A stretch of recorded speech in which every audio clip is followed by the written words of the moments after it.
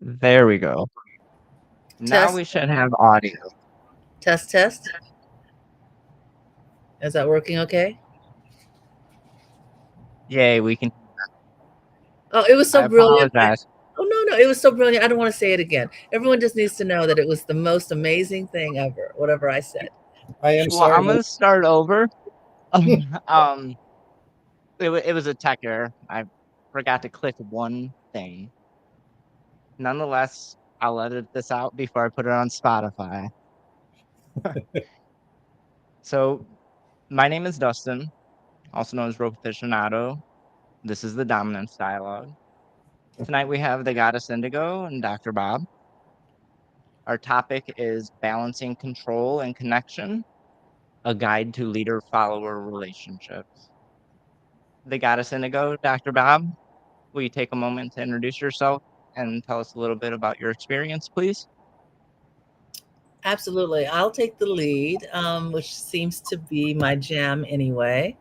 I am the Goddess Indigo. I have been doing what it is that we do since about the mid 80s.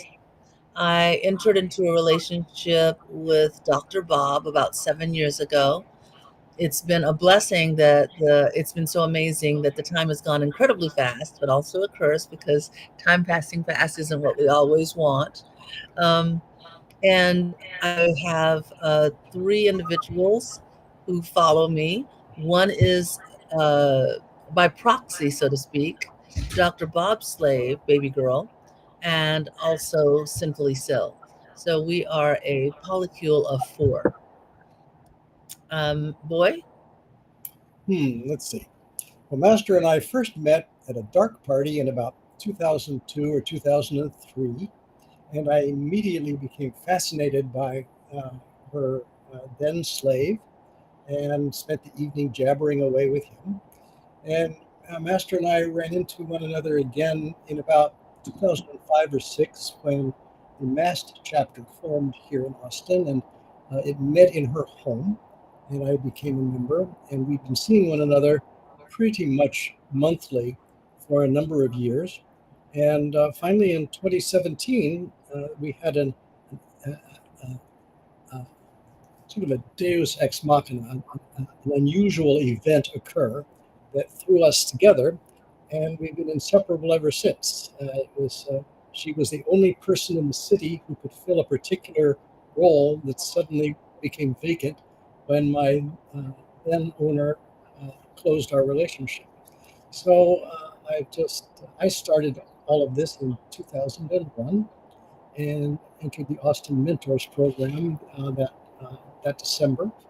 And when I entered the community, I just was fascinated by it, and very soon transferred from the BDSM side to the master slave side by about 2005, and been there ever since. And I just feel myself unbelievably fortunate to be serving Goddess Indigo. Wonderful. Sounds like combined you have a lot of experience. what have we added up to? It's been about 40 years for me and a little over 20 for him. So we have 60 some years of experience between the two of us. Wow. What's Wow. interesting, Dustin, what's interesting, when we first started, after the shock, I'd been using her as a real estate agent for a number of years. So we knew one another.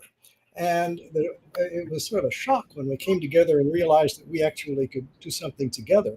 And what we realized was that we had about equally, our knowledge base was about equally deep, but differently broad.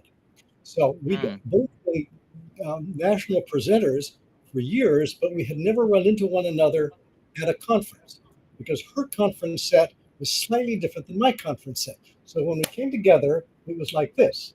It was a merging.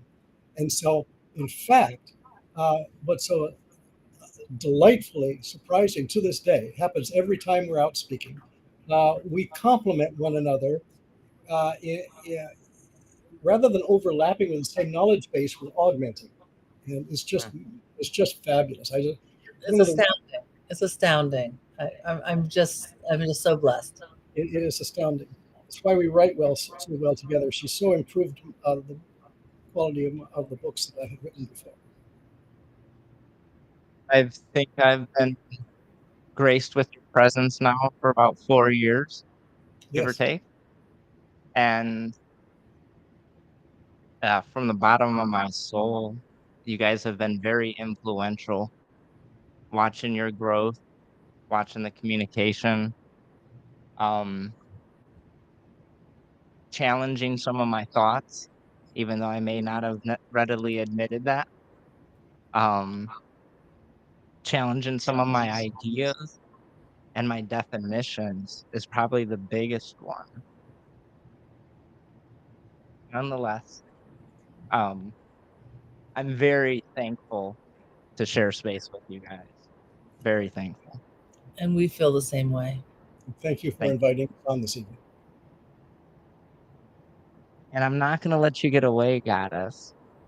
I heard that just recently you won a fairly big award title.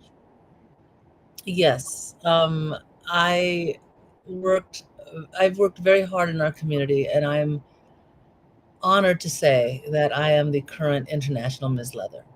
Uh, there have been some incredible individuals that have filled these shoes, and I'm humbled at the opportunity to try to live up to what they have done with their lives. So I know you just won, and based off of my understanding, but correct me if I'm wrong, the first year after your title is kind of on the road. Do you have any big plans yet that you care to share? I believe I'll be attending International Mr. Leather, which is coming up in May. I'll be at Camp Crucible the same week. So that's about 10 days doing both events back to back. I'll be flying in from one event to the other. I'll be at Folsom Street Fair, hopefully Folsom East and Folsom Europe. I'll be at Berlin Kink. I'm checking into Milkshake, which is also a European event. We are trying to arrange, and when I say we, I'm talking about myself and my international Miss Boot Black, Pancake, are trying to arrange to do some things in Asia, probably Hong Kong and Seoul. I'm exploring the idea of doing something in Africa. Cool. And we have connections with Singapore, of course. So, where we taught Dr. Bob and I taught last year. Busy schedule. There's some other conferences, South Plains Leather Fest. I'm checking into South and some smaller conferences because I want to make sure that we support as many aspects of our international community as possible. And that means not just going to big things, but making sure that areas where there's growth and opportunity and people doing the work are provided exposure as well. It's amazing. I don't even know what to say. I'm, it's like one of those moments I want to say I'm proud of you, but that feels kind of weird, No, right? not at all. I've But lived that from you. Gosh, yes. yeah, no, it's over the last year as we talked and you talked about running and, all the travel I've been seeing you and Sill doing. And then when I heard you won, it hit me right there. So We traveled over 32,000 miles when I was Miss Texas Leather. 32,000 Yes, in a year. yes. Wow. And I thought I traveled. that was with my state title. So we'll see what happens with an international title. Well, if there's anything I can do to contribute, please let me know. And I Oh, will. you do, and you have. Fair. All right. Let's dive into the topic at hand. So the first question I pose is what defines a leader-follower relationship And how does it differ from traditional relationship models? So a boy and I spent some time speaking about this. So I'm going to kick off each of the questions because for some reason, once I start, he just digs in. And that's the way our relationship works. When we write together, I'll say, here's a broad idea of what I want to do. And these are some of the touch points I'd like. And he takes it and expands it in the most beautiful ways. And then we start riffing off of each other. And and you've heard us say this before when we work together many times we just stare each other's eyes and we start crying because it's so beautiful. Our connection and our capacity for our understanding and the way we augment. Anyway, so the first question: what defines a leader-follower relationship? For me, I would say trust and Mm. accountability. Trust and accountability. And how does that differ from traditional relationship models? I would say the fact that we are clear and transparent that those things are necessary in order to have success. There's trust and there's risk in all relationships. If you're in a vanilla relationship, you're trusting someone with your heart. You're trusting them with your home, sometimes with your children or your bank account, whatever. There's trust, and then there's the risk because things can be lost in the process. With us, there's a level of transparency and understanding, and we try to choose partners that we can hold accountable. And there's actually a seesaw that we use in a diagram. There's trust on one side of the plank, risk on the other, and the triangle underneath that balance it is accountability. Mm. So there's that teeter totter, and that base is that accountability component. Um, I know Boy has more to add. Thank you, Master. Well, what I'd immediately did you want to say something, Dustin? Okay. I did Well, not. what I would immediately comment is that in a very general sense, in my experience with master-slave dynamics, leader-follower dynamics, the people involved are discussing uh, uh, potential weaknesses, strengths, uh, possible upsets ahead of time, and working through. Dr. Bob, you seem to have an echo. I noticed. We don't have an echo when the goddess. Let me see if this matters. Hang on.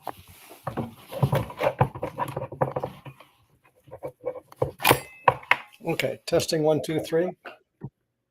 That seems much better. Okay, turn my mic. Audience, sound better to you? Hello, test 1, 2, 3.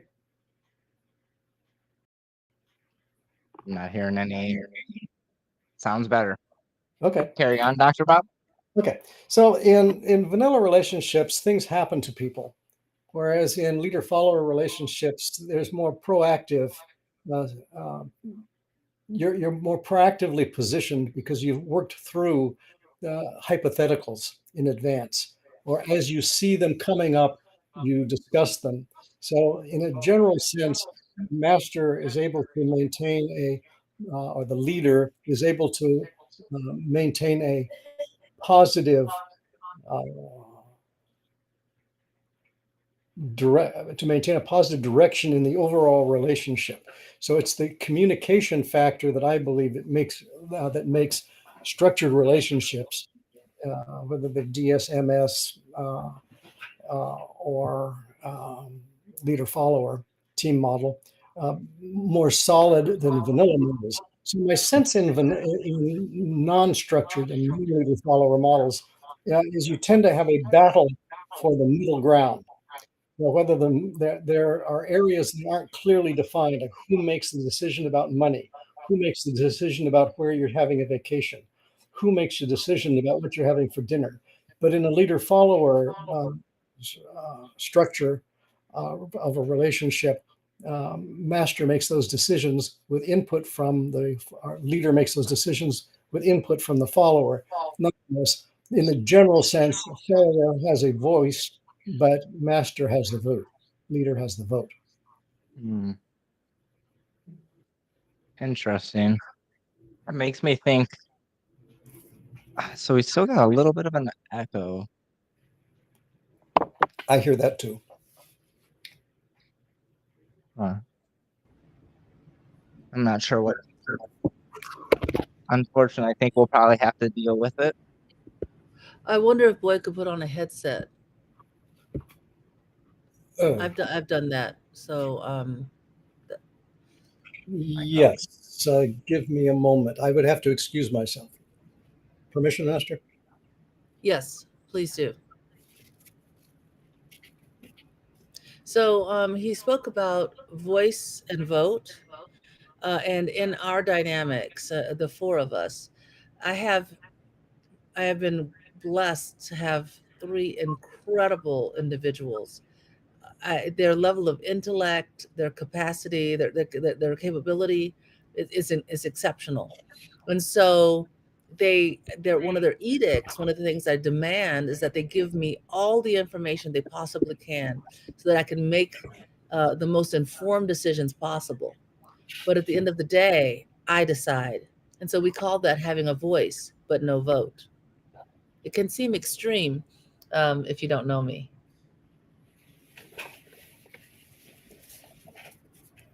That makes me think of something I was just talking about, and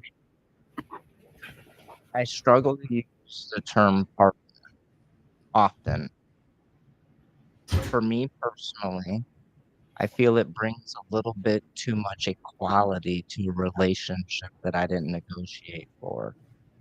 What was the word? I missed the word. Partner. Oh, partner. Okay, okay. And I'm going to go ahead and be really bold, and I may get a giggle out of the goddess. It's not a team. It's my team. It's true. It's my team. I own the team. I coach the team. You can come play for the team. We can talk about your position, how you're going to play, how you're going to best fit. But at the end of the day, it's my team. I agree, and that's why my our interview process is extended and takes time, because you want to create a team, your team, where the values are aligned in such a way and the strengths of each individual can be used in such a way that it is rewarding, fulfilling for all. But at the end of the day, the buy-in must happen. What my boy calls signing the blank check. You don't know the amount, you don't know what's going to cost, but you have faith and you sign the check, and the rest of it is blank. You don't know what the cost is going to be. None of us can completely. Believe me, 7 years ago, Dr. Bob had no idea that I would be International Ms. Leather, that we would be devoting our life to our community in this very different way, that I would become a political advocate. That none of that was discussed up front. He signed the check blank. And the other part of that is the concept of constant consent, constant surrender. It's not a line that you cross and say, okay, I made it. I'm on the other side. I'm a surrendered follower. I'll follow you to the ends of the world. It's a constant choice. And I like how you brought the word surrender in, because that was what I was about to bring. And I think that's a big,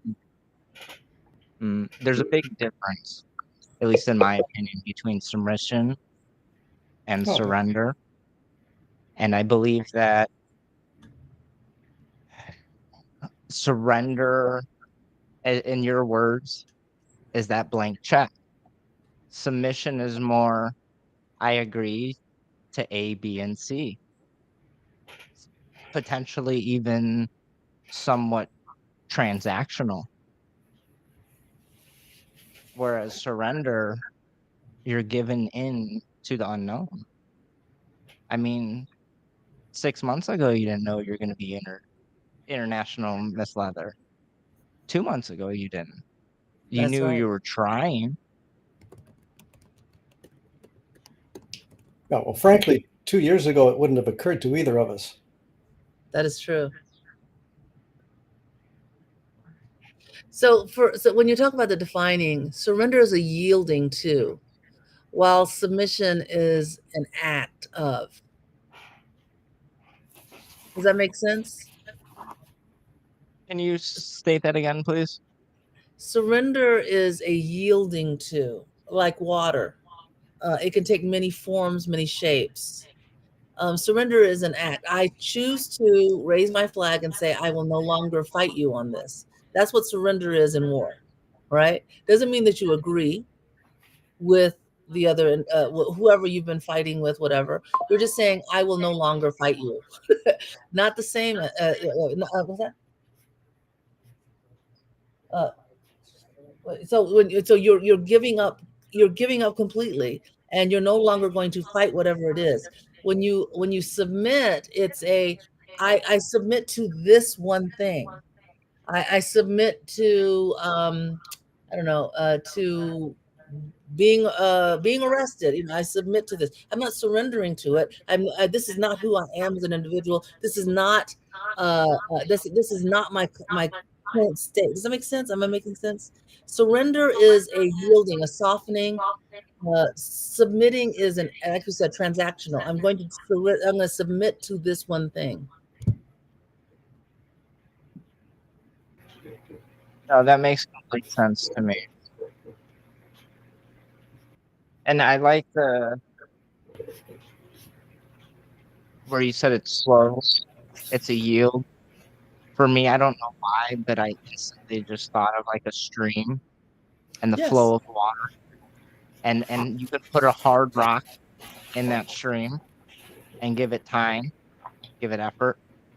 A few other things, grits of sand, so on and so forth. A few tumbles, and you have a polished stone. But it takes Yes. effort. This is actually a good place to point out that this is a classic example of how we work together. So, Master's just given two explanations, one for surrender. I made a distinction between surrender and submission that we've not thought of before. I've never seen it written quite that way before, and we'll now use it. But that's how you're just watching this happen right in front of you. So surrender is a yielding, submission is more issue specific. Yeah, I think that's very concise. A comment in the chat says acute persistent. Acute versus persistent. You have to break that down. Acute means sharp. Yep, how I would take that as is submission means like right now. Yes. There's a term starts with a P. I can't think of it words. A type of consent, but it's consent that's in the here and the now, like the very next moments. How I take the persistent is ongoing. You consented to wear the collar. You consented to me leading the relationship, and now we move forward. Okay, I'm going to work with your word persistent off camera. That seems to me to have a spin, a connotation in English I'm not sure I like. When we're talking about persistent, I think they mean what we call constant, continuous. Yes, that's correct. Yes, that's correct. When we talk acute, we're talking about in the moment, like acute care. We're going to take care of what's going on right now. Yes, I agree. That's exactly what they explain.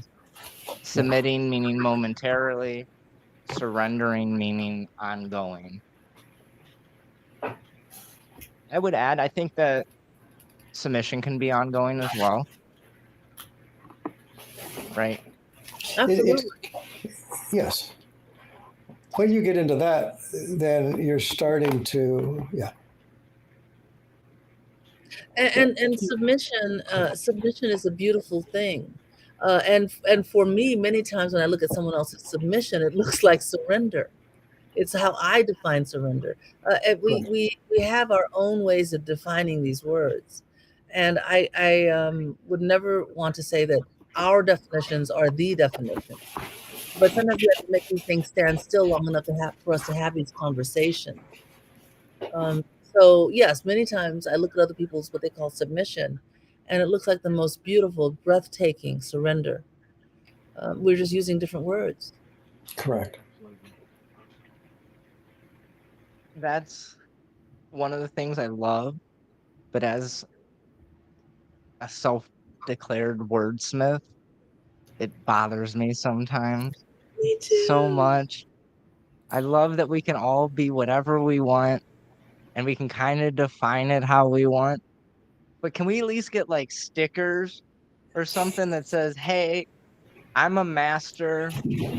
This is how I identify as a master," or Mhm. so on and so forth. I just now I'm thinking like NASCAR and all the stickers all over their car. Oh. Oh, nonetheless, to carry on with the conversation, the next question that I would have for you is, can you discuss the importance of maintaining a balance between control and connection within inside a leader-follower relationship? I am so glad you asked. For me, control is connection. Mm. So the connection is, of course, the balance. With my followers, the more control I have, the more connected they feel. The more they're fed, and the more synergistic our relationship becomes and sustainable. Um, that's the difference between, for me, dominance and being domineering. Right. Because we're fed by this very holistic, for us, therapeutic approach to being a leader and follower.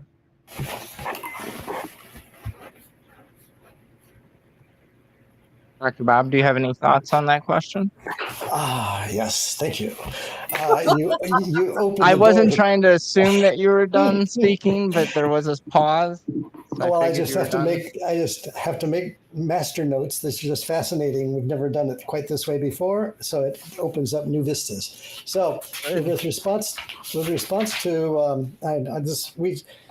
COVID was the best time in our lives. We would be on the phone together, and then we used Splashtop, and she would be inside my computer. So we would be speaking and writing at the same time. That's how we produced 2 books in 2 years. And it's this kind of interplay. So you say control and connection. And the first statement is control is connection. And then I would say that let's talk a little bit about control. Let's talk about making a hamburger. So as you're sitting here in the living room and you say to your follower, please make me a hamburger for lunch. And without any further discussion about it, the follower goes off and makes a hamburger the way they would like a hamburger and bring it out to you. And you might say, gee, this isn't the hamburger I had in mind. To which the follower might say, but you didn't give me any direction. Translated into our language, you didn't give me any control. Translated further into our language, you didn't give me any recipe. You didn't give me instruction. I don't have a protocol for how to make hamburgers the way you want them. So, in my world, protocols, preferably written down, are the instructions by master of how master wishes to be served. And in my world, the reason I write all of mine down is that only until, if and only if, once the follower has figured out how to make the hamburgers the way I want, how to make my bed the way I want, how to clean the kitchen the way I want, how to do anything. Until all of that is complete, it's hard to start. So for me, you don't start with protocols. You start with trying to figure out how in the world you're going to interact. And the language of that in my world is written protocols. So when you're asking the question, how does control and connection connect? How do those work? My answer is I will feel most connected with my follower once they learn how to serve me the way I wish to be served, and that's done through protocols. I'll stop. So this is actually really interesting because it's funny how well Dr. Bob and I meshed together when we cut this from such different angles. Boy, are you moving paper around? One more time, am I? Moving paper around? I am, Master. I'm taking notes frantically. Oh, understood. Could you move it a little further from the microphone as you do so? Yes, I'll pass them over my head. Anyway, so he is on the spectrum for autism. So having things a certain way means a lot to him and allows him to have the peace of mind necessary to really thrive. So having things in the right place, having things done a certain way, it translates into his capacity to be an even more loving and warm partner because it releases some of the anxiety and allows him to be at ease.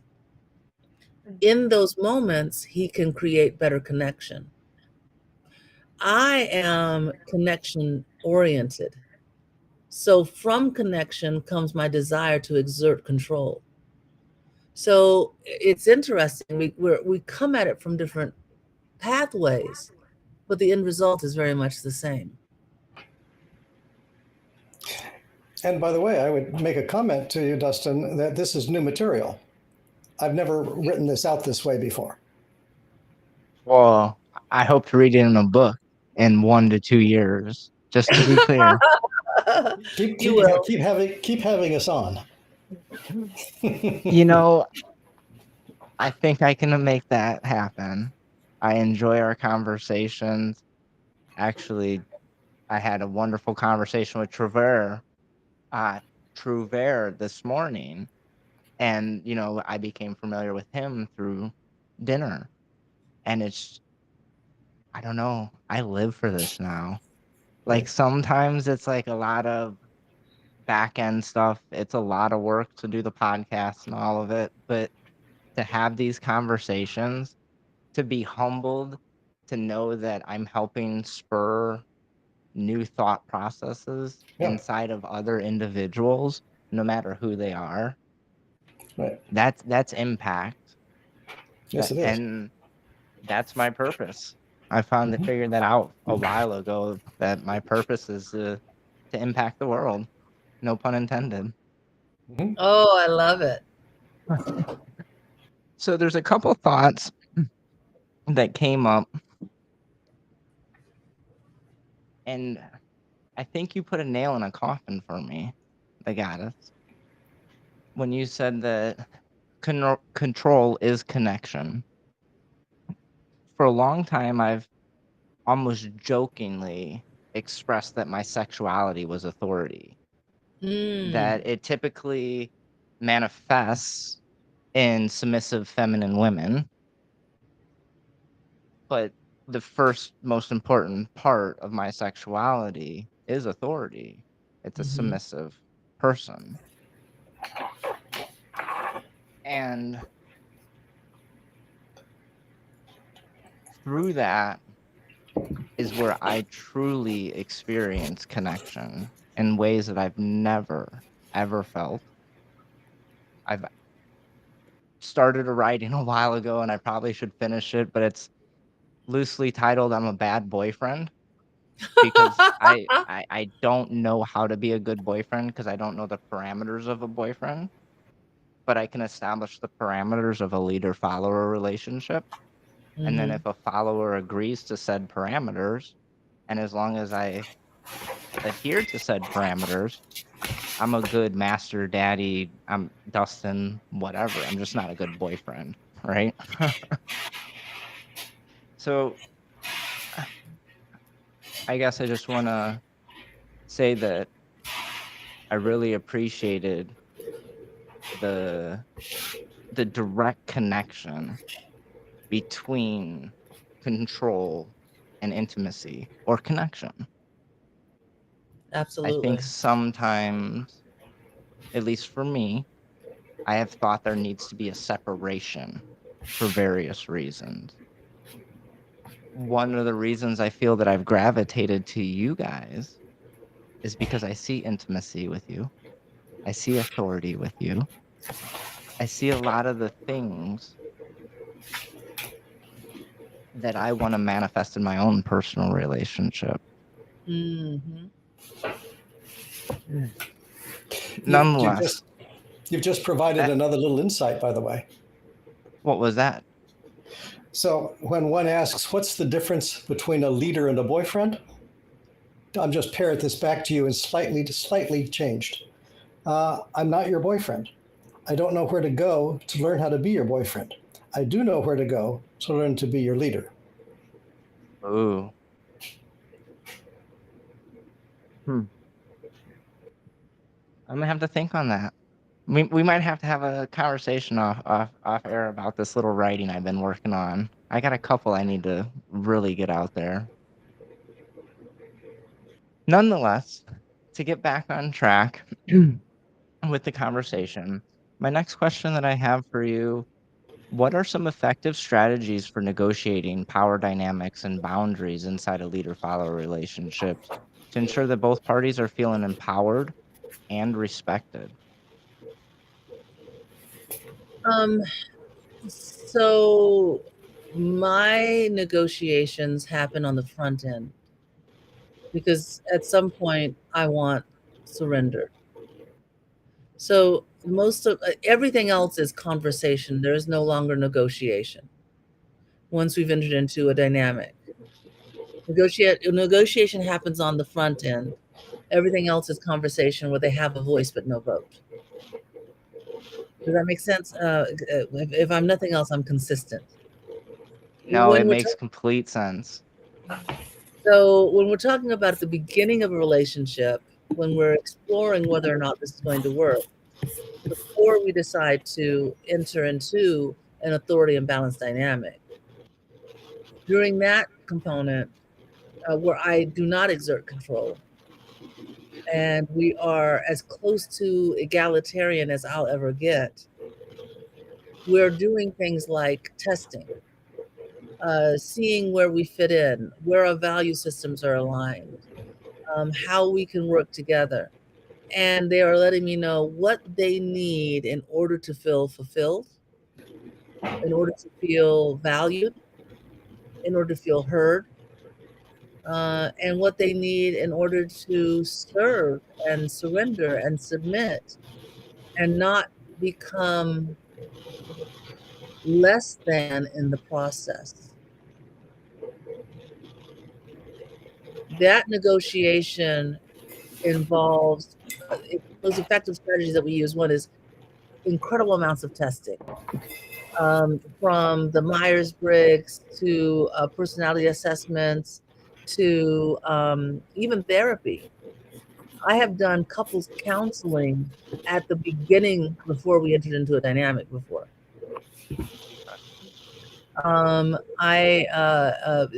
Anger assessment, apology tests. One of the things that my boy insists upon is actually attending landmark education forum for his partner. So all of this happens at the very beginning, and basically anything that helps us to understand each other better, more wholly, more fully, and creates an environment where all can thrive, and that 1 + 1 no longer can equal 2, but will equal 11, or 1 + 1 + 1 equals 111. that all happens on the front end. And that's the most effective strategy I found, is constant communication, transparency, being able to fully accept the person as they are, and striving for betterment without judging who and what they are when they entered into this.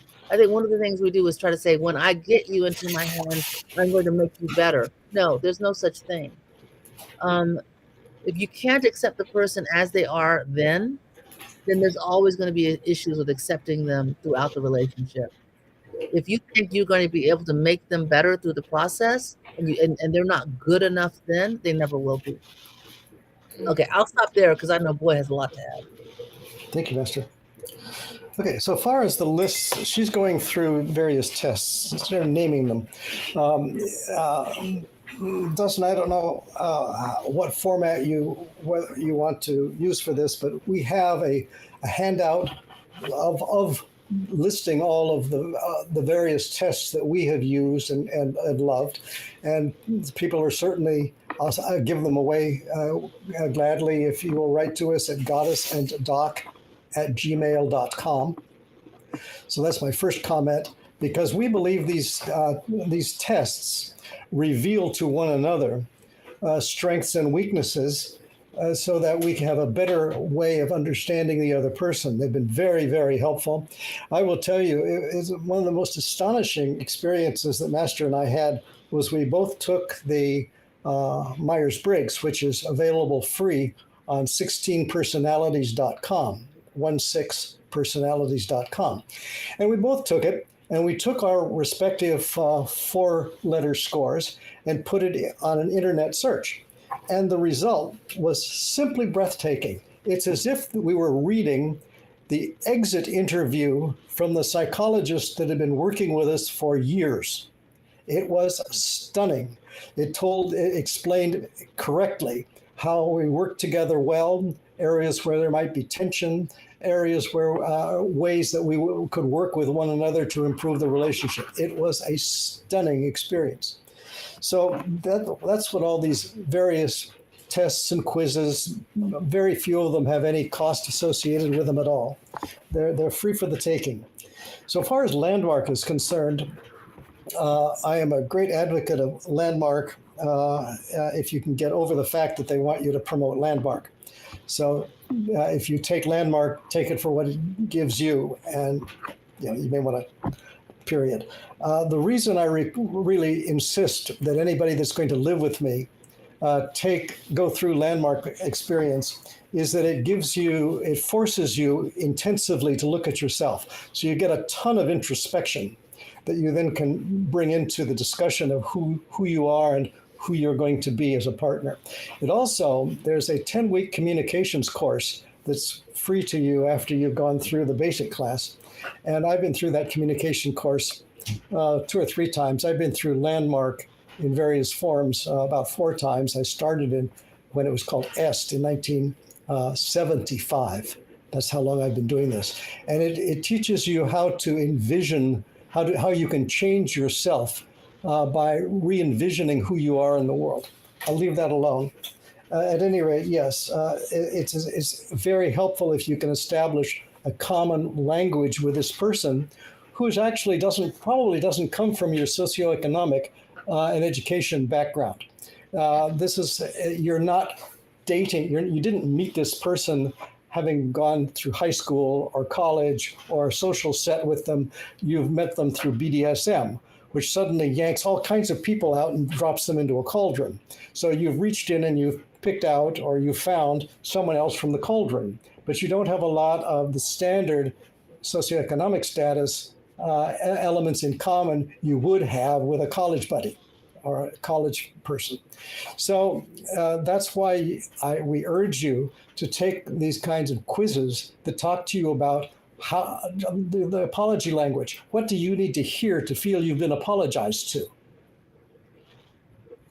And so forth. I'll stop at that point. But these are all elements that help us, that certainly have helped Master and myself, and certainly helped Baby Girl and myself become clear in our languaging. I know before I was familiar with you, I taken various tests for my career path. You know, they paid me for my brain, so they wanted to know all the details. Didn't care about apology language or love language, you know, some of that stuff. But even when I first started taking like Myers-Briggs professionally, I was astounded how much I found out about myself, how much I was able to accept myself, good, bad, and ugly, I like to say, right? And then also, if I'm being honest, figuring out what personality types I was more compatible with. Dr. Bob, correct me if I'm wrong, but you're an INTJ. I am as well. The goddess, I speculate you can probably say it were interesting personality types. So for me, since I tend to carry that big hat and take the leader role,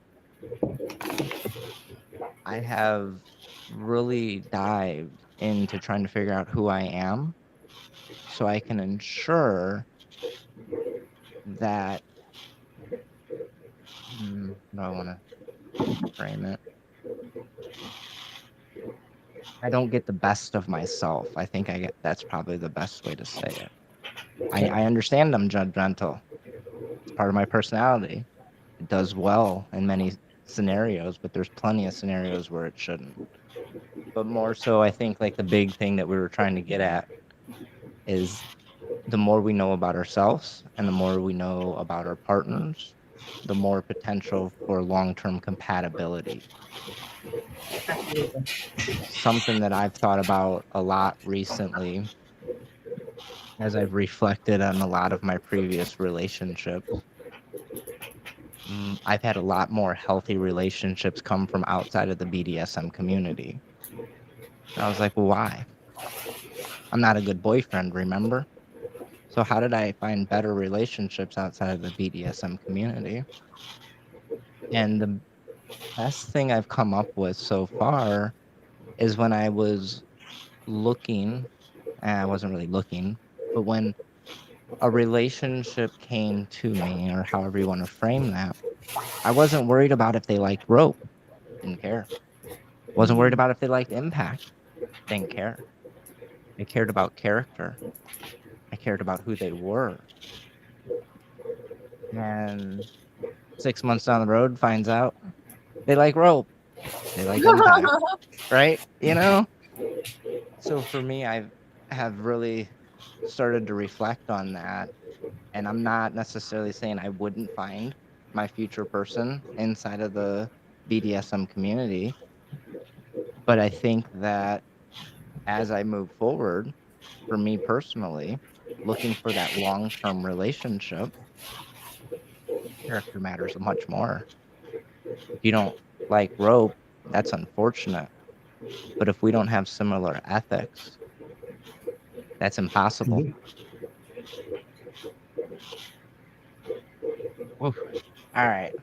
Next question for you guys. How do leader-follower relationships foster personal growth, trust, and intimacy between partners?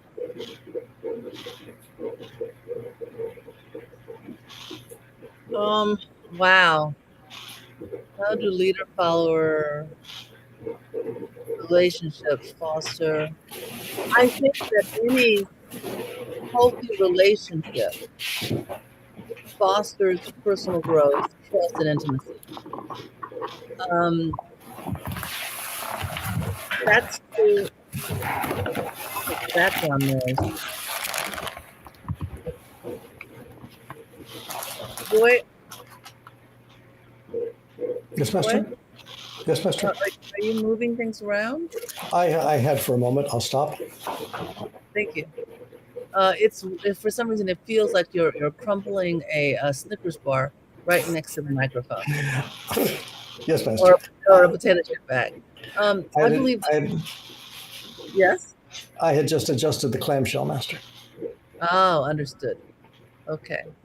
It sounded like it was made out of newspaper, your clamshell.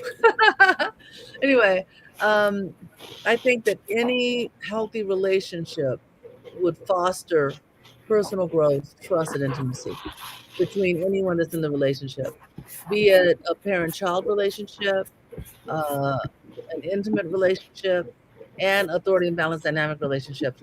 Because when you are in something where everyone is uplifting each other and moving toward common goals and um, supporting each other in beautiful and loving ways, the exponential growth is going to happen.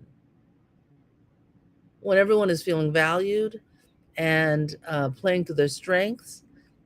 So this is an easy answer or maybe a cheat, but I think that it goes beyond the bounds of leader follower. But if there's any place where this should exist, it should be in a leader follower dynamic. Because if we aren't working together, if we aren't a team, if we aren't moving towards something that's for everyone's highest and best, then I don't consider it to be a healthy leader follower dynamic to begin with. So if there's anyone that should be leading the charge in fostering personal growth, etc., it should be. And if it isn't, then there needs to be some conversation. Boy? I agree. Well, I appreciate your answer. I would, I guess I'd like to add in somewhere, and this may be the place, that an exercise that you, Master, led us through during a time that we were creating this, some examples for one of the books, has had the most impact on my own sensitivity to my slave, to my partner, than anything else. It's always stood out, and I mention it frequently when we're teaching. So one day, Master came over, and she was just working on this project, and she said, "Okay, here's what I want you to do." I was just, "Baby girl, I want you to write down 3 things that your daddy brings to you, and then you, meaning me, write down 3 things that the baby girl has brought into my life." And what resulted from that was very interesting, because the answers that the baby offered for what I brought into her life were not things that I was looking at. They wouldn't have occurred to me because of my own personality. So she said, "You bring love, I got that. You bring me hope and joy." And I had not, at that point, up to then, been leading from hope or from joy. And I changed right then. And I changed the way I led the relationship and could now bring forth hope and joy. And that has affected the way we have every single day, because it's affected the way we do our evenings. And I'd like to introduce this also. I'm to some extent known for my eccentric evenings. Let me give you I'll explain what I do, and then I'll give you the theory behind it. So at about 6:30, 6:37 every night, we stop our work. And we both work in the house, but we work separately. She has a place, she has a nest that she has, and I have a nest that I have. And we don't speak, we don't interact much during the day. However, at 6:30, 7 o'clock, we stop and we shower and we change clothes into something just different. Even if I'd been wearing a coat and tie, or a coat and dress slacks during the day, I changed. I'm into something else. Whatever she'd be wearing, she's into something else. So we are physically refreshed through the shower and bathing process. And then we are refreshed with our change of clothing. And these are all the concept here is we're doing what is called in Landmark Education Forum and other places state change. We're doing an emotional state change from we are working to we are now being together in a protected space in the evening. So the reason I do this, the theory behind it, is that there's a lot of stress. There's ambient stress in all of our lives during the day. And in my view, it will help drop, if it's a barrier to your ambient stress, if you will change what you do for the next few hours, and we do. So I make I try and keep this place, baby and I work together. I certainly keep up my side of this, keeping this house immaculate so that anyone could walk in at any time. I could have company at any time and not be at all embarrassed about the state of the house. It's immaculate. I also keep fresh flowers in the house. Right now, I'm going through a balloon phase, so there are balloons and fresh flowers. And because I want this to be, when we sit down to dinner, my first toast in the evening is for baby girl, happy Valentine's Day. Because I want every day to feel loved, and that we're creating an atmosphere of hope and joy. And all of that happened because of Master's exercise. I have a question. Yes. Specifically for Dr. Bob. So prior to the goddess having you do this exercise and baby girl offering the information to you that she felt that you led with love and joy, have you asked her what you did previously that you did that led with love and joy? Because you said up until that moment, you didn't think that you were leading that way, right? And then after that reflection, you said you made some changes to start to make sure that you led in the ways that she was seen, for lack of better words. But I would be curious, what did you do prior to that made her feel those good things? It's going to be an odd answer. I've never confronted the question. The answer is I have been dressing for dinner since the mid 70s. I had a marriage of 17 years and then a marriage of 14 years. And about halfway through that second marriage, we began the custom of changing clothes and dressing for dinner and having an evening. So when I've had my prior relationships, I had a slave for 10 years from 2002 to 2003 to 2010, and then I served my next master for 7.5 years. This was for my pleasure, and it's what I did. So you were, as my partner, you showered and changed, and we went into our evenings. I switched the emphasis from emphasis to emphasis. I changed the accent to the second syllable. So instead of it being a service that I wanted myself for me, I flipped it psychologically so that this was in fact a service I was providing for the benefit of the relationship. And I've never explained that before. I'm going to try to answer it for him, because you're asking him about healing words, and that's a very difficult thing for a boy. What he was doing that in my opinion, from the outside looking in, that made her feel he was, and the question was, what 3 things does your partner contribute to your life? The wording is actually really important. What 3 things do you feel your partner contributes to your life? And Boy's concept of himself is that he is on the spectrum. So he's dour, he's low energy, he's a stoic, and he surrounds himself with what he's attracted to, which is light, effervescent individuals that are full of joy.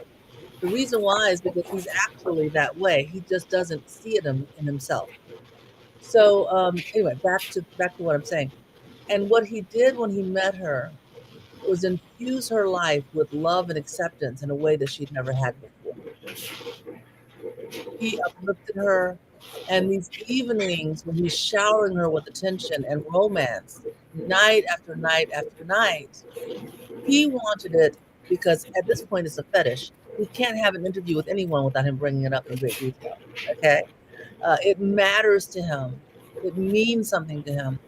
But her translation was love, light, and joy, because he made her feel special day after day after day with his uh, focus, his attention, his caring. And so that did not change. His perception of the evenings did, to match what she was already feeling. That's correct assessment.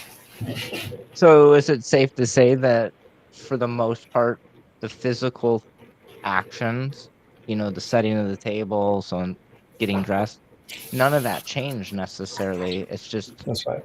how you personally viewed it? Yes. Interesting. I was doing it for me instead of for her. I almost asked you a feeling question. So I'm going to ask the goddess. In your opinion, how do you think that made him feel? Or I mean, for me, like, I'm just trying to wrap my head around this. That in your words, it's a fetish. That's strong, right? That's a really strong Yes. word. Yes. And I know you know that definition. So, yes. Right. And so for me, I'm sitting here thinking, like, whatever I may fetishize. Now, for the most part, a fetish tends to be somewhat selfish. I don't know if I want to say that word, right? But it's usually about yourself. You're trying to fulfill your desire. Yes. After knowing Dr. Bob for as long as I have, I can see how easily he can flip that switch. But at the same time, even though mine and his brains are somewhat similar, my brain just went like, when I thought about it, because I was like, wait, no, this is mine. This is my fetish. But at the same time, I also fetishize, I've joked, I'm almost like a pleasure dom. I very much enjoy seeing my person full of joy and love. But I don't know, I'm just trying to wrap my head around that utter switch. So for me, it's not a switch, it's more as an expansion. Because now you have someone else that's indulging in your fetish with you. Okay, I'll sit back down. So now you have someone that is utterly fascinated and wants to be a part of your evenings because it fulfills them too. That is just an expansion, not a switch flip as far as I'm concerned. So you're doing this evening and it's fulfilling you, and it's sexual, and it is just, it's all consuming, and you have someone that's going, and I like it too. So it's feeding it then. Yes. Absolutely. Hmm. And finish is the yes. Go ahead, Master. No, that's it. She's feeling loved by his actions, and that's an easy thing to incorporate in, because it actually accentuates and emphasizes. And I am using the word the easy finish. question I'd ask you, did anything change for you, Dr. Bob? Not necessarily feeling wise, but going off of her, like, expansion, did it bring more fulfillment, or attach whatever word you want to something that you've already been partaking in for so long?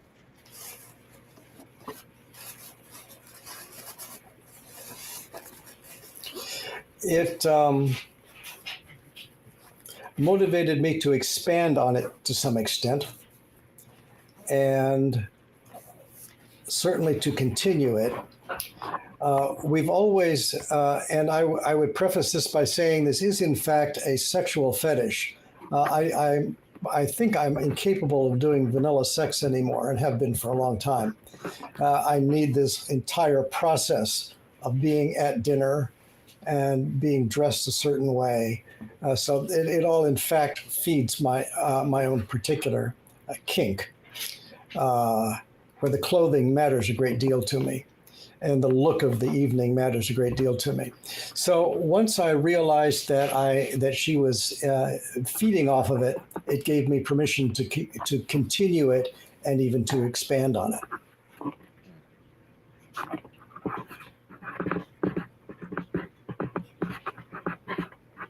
It makes a lot of sense to me. It really does. I mean, I think it's almost even going back to like that surrender versus submission, right? In one situation, one person needs a little more nudging, maybe, right, in the past, and now you have someone that is not only willingly sharing this experience, but finds it very rewarding for themselves and makes them feel loved. So that's some thoughts on that I think about. So prior, he thought she was submitting when she was surrendering.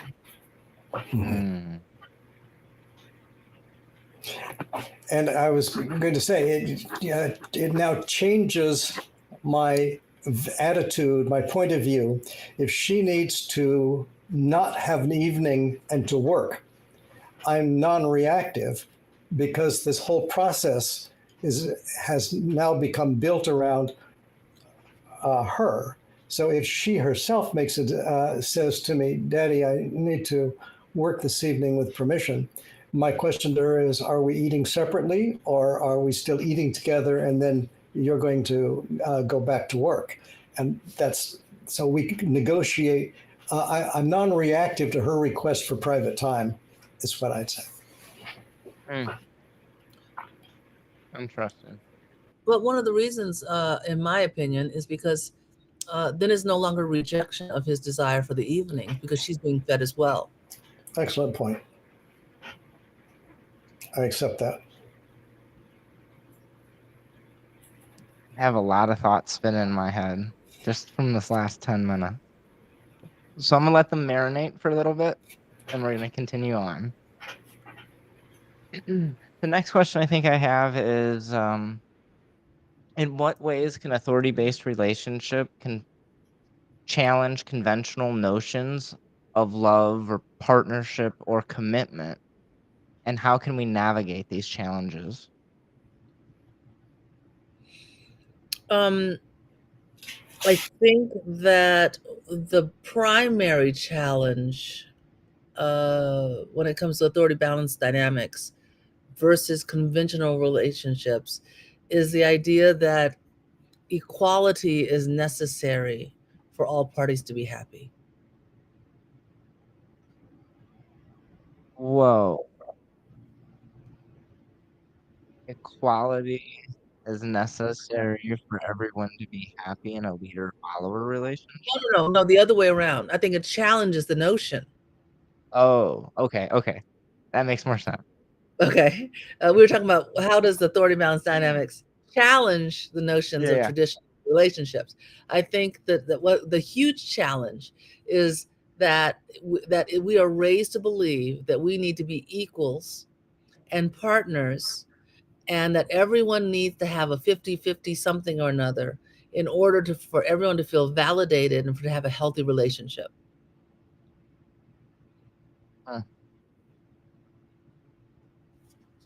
So I think that's the primary challenge. I think that no relationship, and I rarely use absolutes, very rarely, because I find absolutes to be troublesome.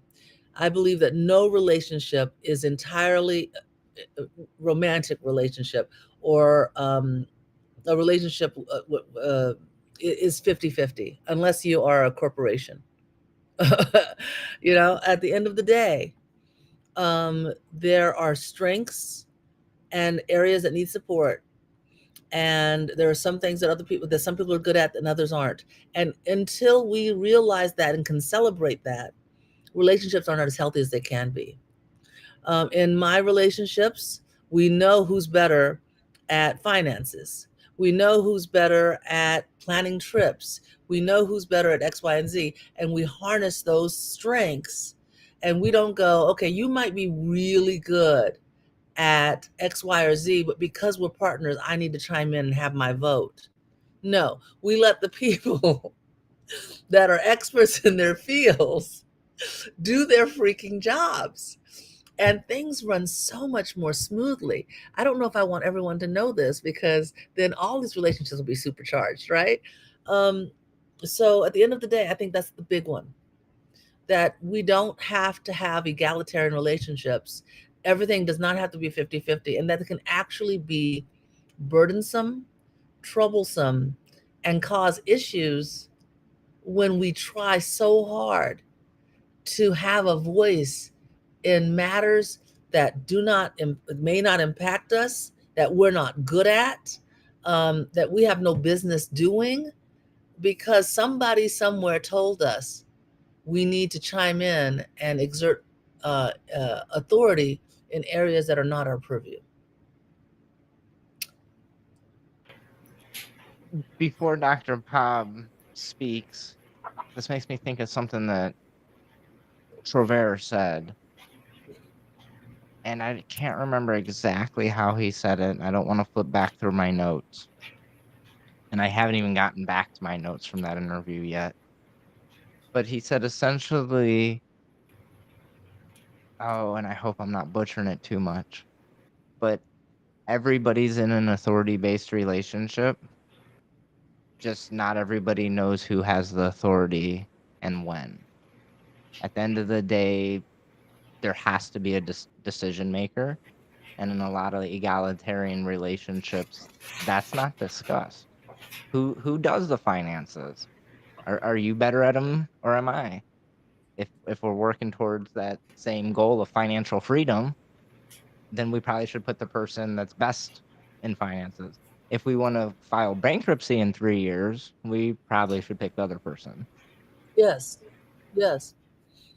And that there's this idea that everyone needs to chime in everywhere, and we need to make it as fair as possible. In my relationships, fair is an F word, and we're not allowed to use it. Yes, that's right. Fair went out the window when they decided to surrender. That's correct. That makes me think of an old quote. I believe it goes something along the lines of, if you think the world is fair, that's like thinking the lion won't eat you because you didn't eat it.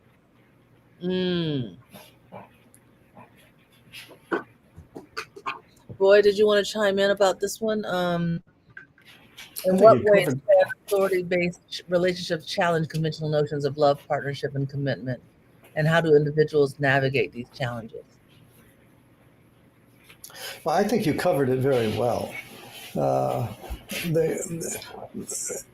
go back to communication and the way that leader-follower relationships come about. And they come about by negotiating them at the front end. So you don't get a year or two into the relationship and get into a fight or you don't get into upsets about who's making a decision or the decisions. The fact of the matter is the leader is making the decisions. Now, the qualifier on the leader making the decisions is much the same as the qualifier on RAC, risk-aware consensual kink. The qualifier is you want to you're playing with your partner, and you want to be able to go home and go to bed with a happy partner. So you're not going to do something in SM placing with an established partner that's going to work against the dynamic of the relationship itself. So, in the same way, in a leader-follower structure, where the leader has the decision and is very happy to take in information from the follower, there are times when the leader is going to conclude that the best response to this is going to favor what the follower is suggesting for consideration, comma, master. The second half of the question we didn't quite get into, and how do individuals navigate these challenges? Throw it out the window.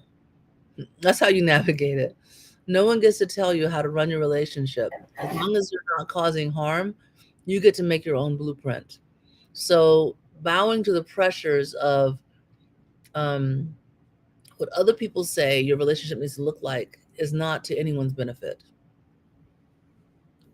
No one could know the insides of these kinds of structures from the outside. This is when I'm speaking to vanillas, or even in some cases it comes up every so often when we're lecturing, when we're presenting. These structures are the chess of relationship structures. They're very complicated. They're not for the faint of heart. They actually require you to work. So to the extent that you don't read about management theory and practice, relationships, the communications, to the extent that you are not merged as a unit, you're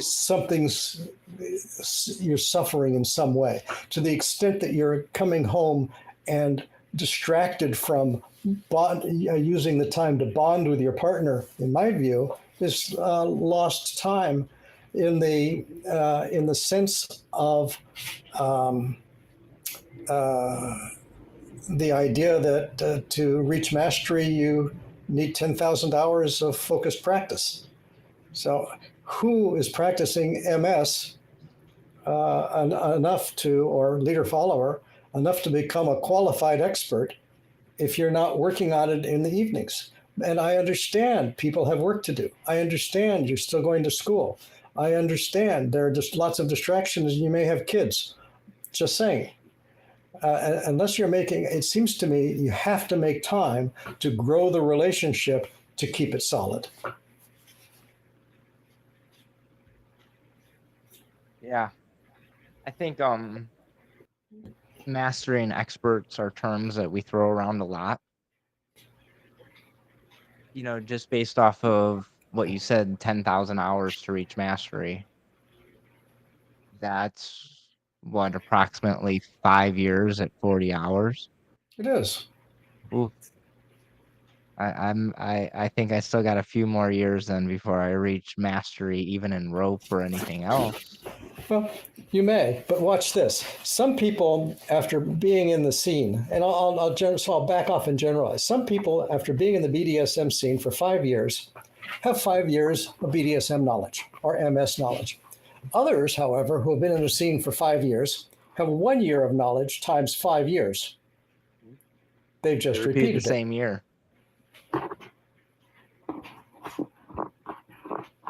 And I think that goes back to like the character versus experience. You can have 5 years experience doing the exact same thing over and over, as wrong as it may be. Yep. All true. So I had to have a consent question because you got to always have the consent question. So I'm going to go ahead and have my consent question. But I personally like a better C word over consent. And we've been touching on it this whole conversation, and that's communication.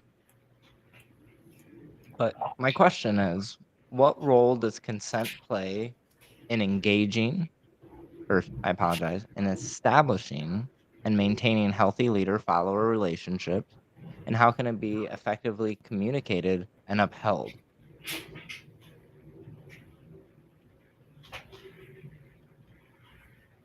I can't hear you. Goddess. I think I'd like to add a word in front of consent, and that's informed. We can't really consent to things that we aren't informed of, except when we're talking about, because I am a conundrum, writing that blank check. You can be informed about the caliber of the person that you're dealing with. You can be informed about the value systems of the person that you surrender to, etc. But you can't really be informed about what the future might bring. But when you're talking about consent, the more information that you have before you do so matters. Having as complete as possible an understanding of who you're planning on leading and who you're planning on, because there's risk on both sides. Who you're following and leading matters.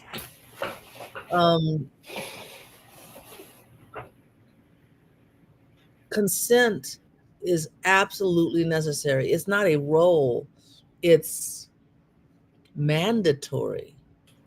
So there's the role. Consent doesn't play a role. Consent is mandatory in establishing and maintaining healthy leader-follower relationships. Period. And the only way to communicate that is with time, effort, transparency, in order to make sure that all parties understand what they're walking into and who they're actually dealing with.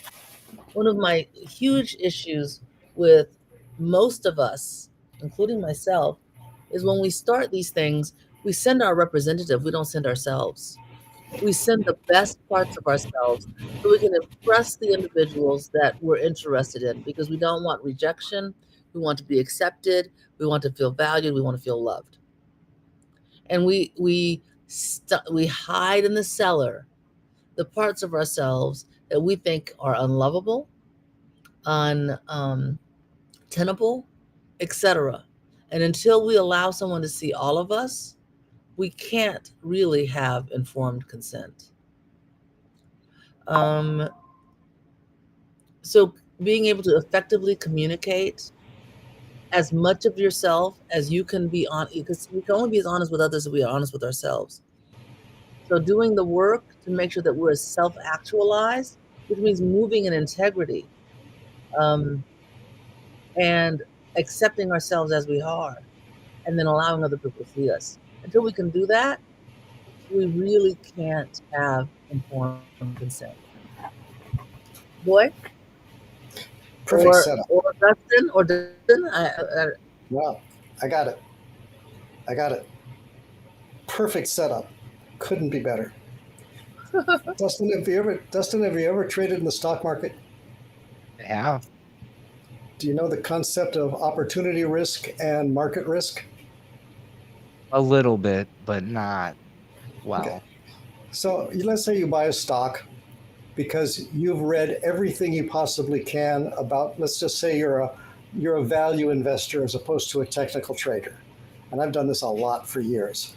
You're a value investor, so you've looked at this company, you know what their board, you know who's on their board of directors, you know what they fabricate, you know what their cash flow is, you know what their cash reserves are, you know their relative strength index, how they fall in the RSI, you know all of this, and you buy the stock, and son of a bitch, it goes against you. But you had informed consent. How does this happen? You knew everything there was about that stock, but it didn't do what you expected. That's called an oops. Now, if the whole stock market goes down at the same time, that's market risk. So you can have a diversified portfolio and still lose money because the entire market changes. On the other hand, if you step aside from the market, you now are exposing yourself to opportunity risk, which means if the market goes up, you're not in it, you don't get anything. On the other hand, if the market goes down, you are spared that loss. So when you're talking to me about as Master is saying, about you know everything you possibly can about the person, except there are parts about that person you can never know enough about. And furthermore, that person's interacting independent of you in their own world. So Master operates in her world, I operate in my world. And although we have lots of commonality, there are still areas where I may have an action that has nothing to do with her that may surprise her because you can't anticipate everything. And that's my phrase for you. You can't anticipate everything. If you're in the market, you're subject to systemic market risk. If you're out of the market, you're susceptible to opportunity risk. At the end of the day, the primary purpose of spending 6 months, even though I'd known Dr. Bob for more than 10 years, we decided to get into a dynamic, was to really ascertain if he were a good and decent individual with a strong moral compass, with a capacity for change that I needed, and a strong desire to surrender. That was really what I needed in him. Compatibility was important, of course, but those things would hold us in good stead through the rocky times. Totally agree with you. Those things would help us maintain cohesion when life was trying to tear us apart. And I'm going to get emotional, but that's not let me down. He's not let me down because he has always been that. I've said to her a number of times, I don't think my behavior towards her has changed any since the second or third day that we started negotiating. I always acted as if I were master, as if I were master since the beginning. I don't think my behavior towards her has changed at all. She may feel, I just don't think I've changed at all. Once I made a commitment to myself, it was like throwing a switch. I was done with the decision. The rest is just action. Well, okay. I will say that we had a huge crossroads that I had to convince you that you were not allowed to leave my service when you felt you were no longer useful. We've had this discussion, and I deferred to you. I'll bite my tongue. The issue is I'm 80, and she wanted a relationship for life, and I thought that would be burdensome.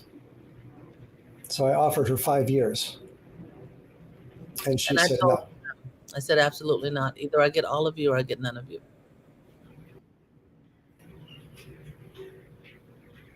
Sounds like me. I want it all or nothing.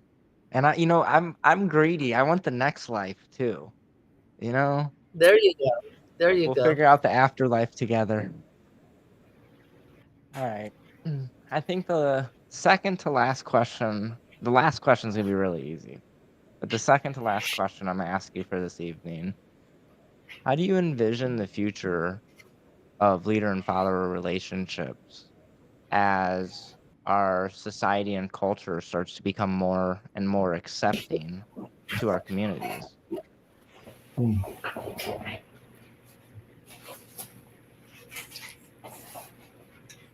I envision a future where we don't just tolerate each other, but we celebrate each other's differences.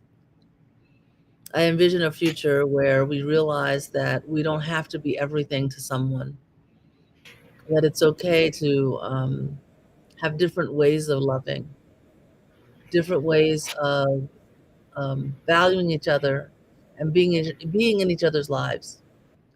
I envision a future where leader and follower is celebrated as a viable and healthy way of being in a relationship. That's what I envision, and I'm seeing it more and more. Boy and I, Boy's been teaching for one professor in particular, but we've done this for for quite a few. And for University of Texas, we go and do behind the leather curtain every semester for multiple classes. He's been doing that particular one for about 10 years, and I've joined him in the last 6, maybe. And we are sitting in classrooms with students who, some of them are in our community already, others have no desire to do so. And we talk and explain to them that we are a human just like they are. And we want the same things. We want to be happy. We want to have relationships. We want to feel loved. We want to be valued. And overwhelmingly, we're welcomed. They're curious. They want to understand. And hopefully we're planting the seeds that we're just human beings. So I think my boy envision better than anyone, because every semester we go into these classrooms and we are met with questions, sometimes walls, but for the most part, by the end of our time, they see us a little bit differently. Boy, Dustin? Well, Master went micro with her answer, and I would have gone macro with my answer. So I will agree with Master that increasingly people will come, our community will come to see that leader-follower structures are more stable than vanilla structures. I agree with that. I'm very jaded when it comes to how much work people will put into relationships, or really almost anything, given the nature of the culture of Western civilization, particularly the United States, that distracts people with sports, movies, and events. So it's hard to focus. It's hard to decide to take a path to go home and read a book that benefits your relationship. So since that's a harder choice, I think the path that of structured relationships, leader-follower relationships, it remains somewhat restricted to those who are intensely intellectually curious and who find relationships fascinating in their own right. I'll stop. I will add that we're now seeing second and third generation authority and balance dynamic families, where the grandparents were in AIDs. The children thought that, decided that those relationships resonated with them and had those relationships. And now their children are choosing to do the same. I have 2 daughters that are verbally out and say that they enjoy these type of relationships. And I have a son that surreptitiously lives it as well. He will not admit that he's an authority balance dynamic. There's no doubt about it. So, and I celebrate their choices as well. But we're seeing more and more of that as well. It's interesting to see.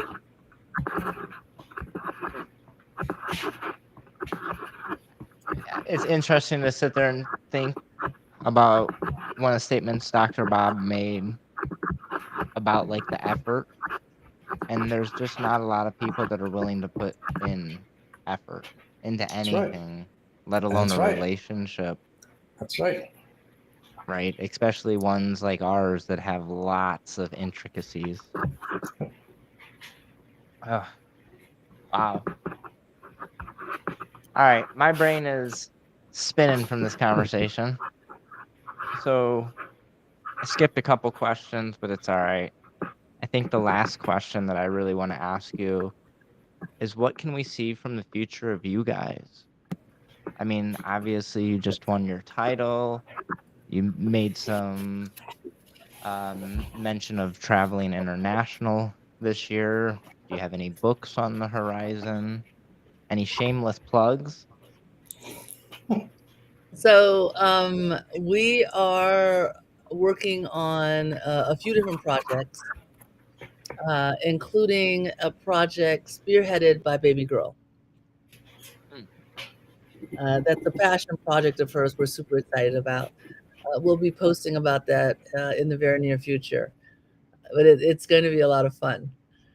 and it's going to delight age players everywhere.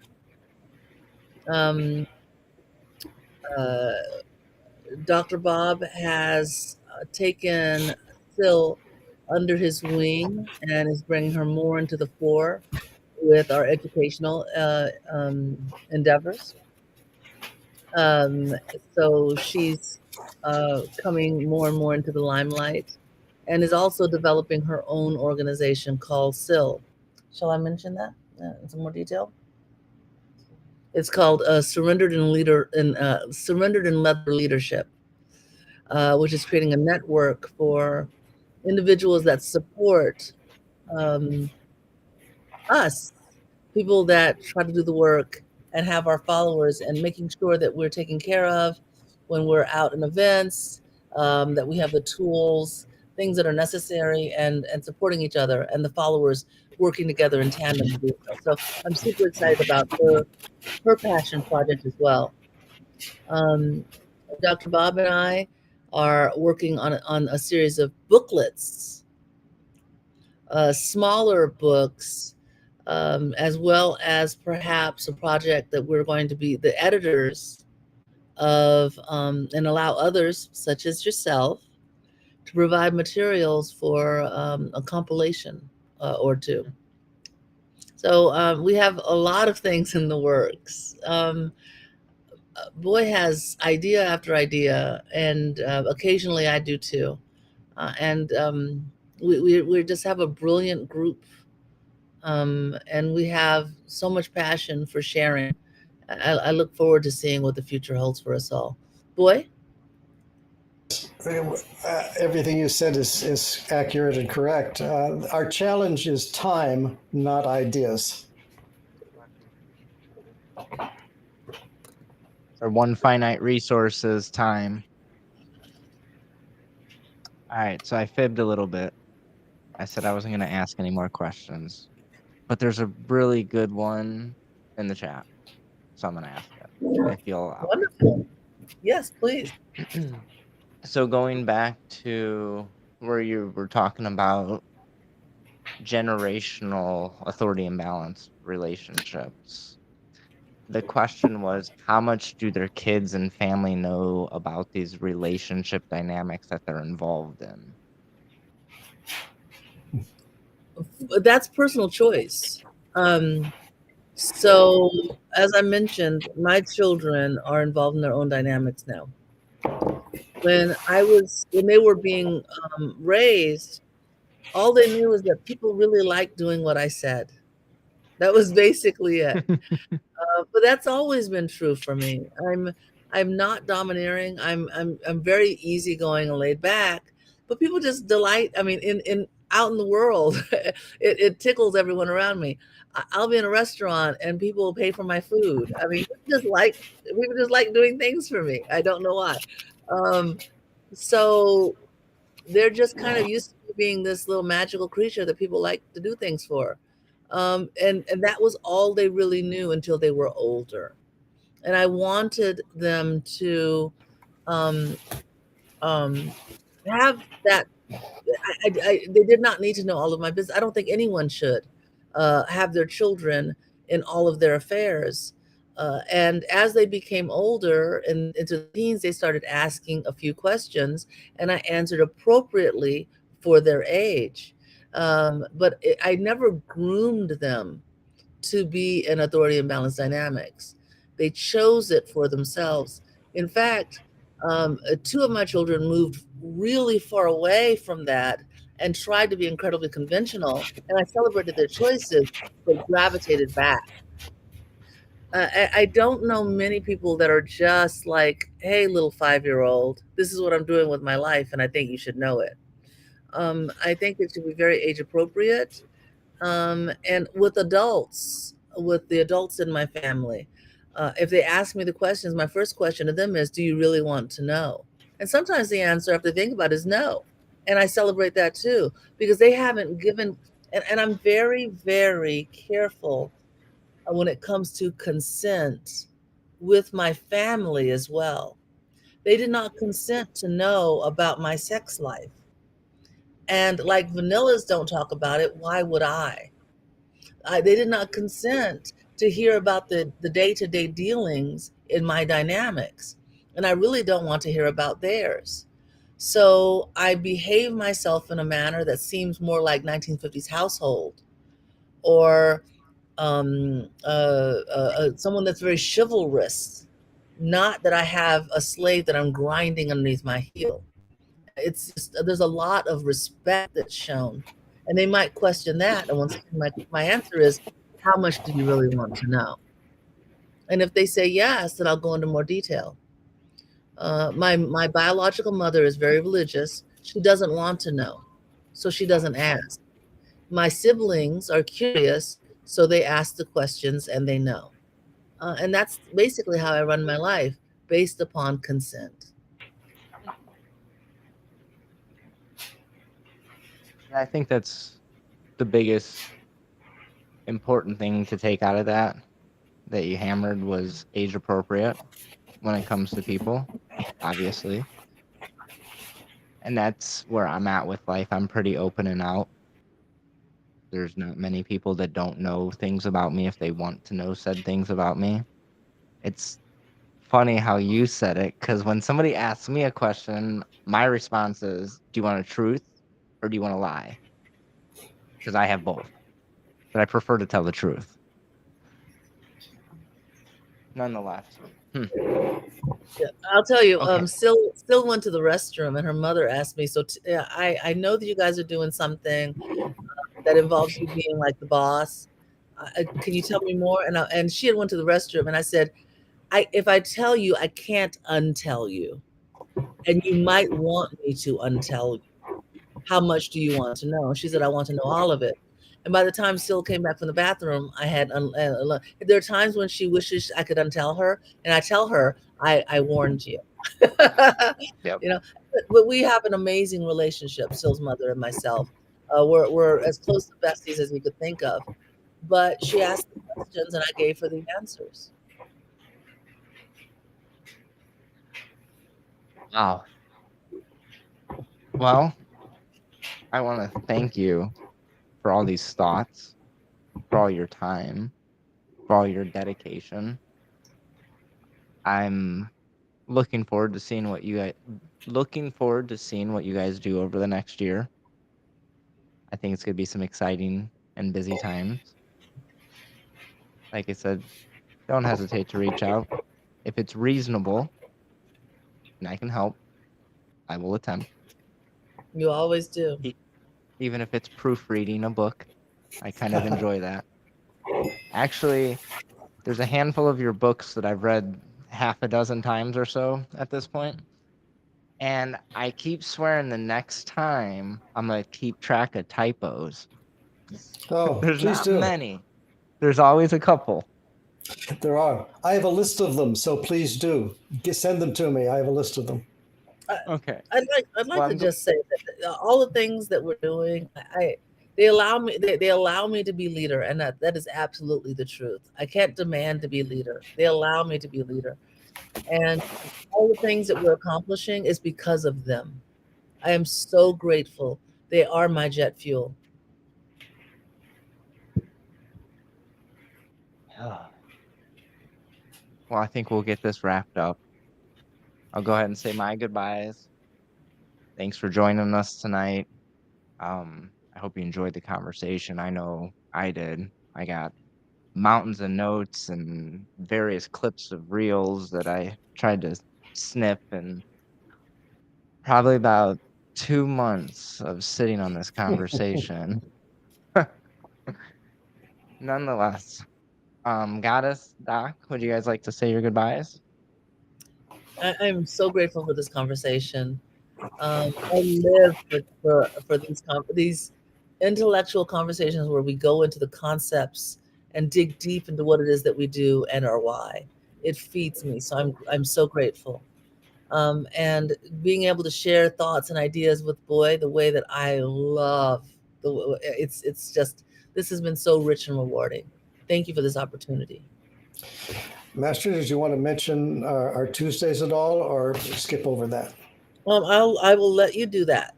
because I'm horrible at sharing those things. So please do. Dustin, would you like me to say anything or not? Oh, absolutely. I would love Okay. for you to say Well, something about dinner. for those of you who might be interested in this level of discussion, once a month, Master and I put on an event called Dinner with Goddess and Doc, and it's on the second Tuesday of every month from Central Time. Well, I'll do it in Eastern Time, so it's going to be essentially 8 to 9:30 Eastern Time. Doors open in Eastern Time at 7:45. And it's a very small group. Dustin's been involved with this for years, almost from the beginning. And it's a small group of people who actually know how many makes five. And it's just a fascinating discussion. And you're welcome to join us. If you're on FetLife, I'm Dr. Bob, Dr_Bob, and if you send me a note, I'll explain more about it. If you're on Facebook, I'm Robert Rubel, Dr. Bob, and you have to send me a friend request in order even to see the announcements. But we announce these to friends only on Facebook, and I announce them on FetLife. So that's it. Well, and if anybody wants to just reach out to me directly, I can put you in contact as well. So I couldn't recommend their dinner group more. In the last 4-ish years, not only as an M type or a D type, but as a human type, I have evolved more through those conversations and the thoughts that they have spurred than most of the other work that I have been doing in those years. So Thank you. I couldn't recommend them enough. Well, your contributions have helped us with our growth as well. So we're grateful. Yes, you're very helpful in these discussions. You're very helpful. Thank you. All right, guys. We will see you next time.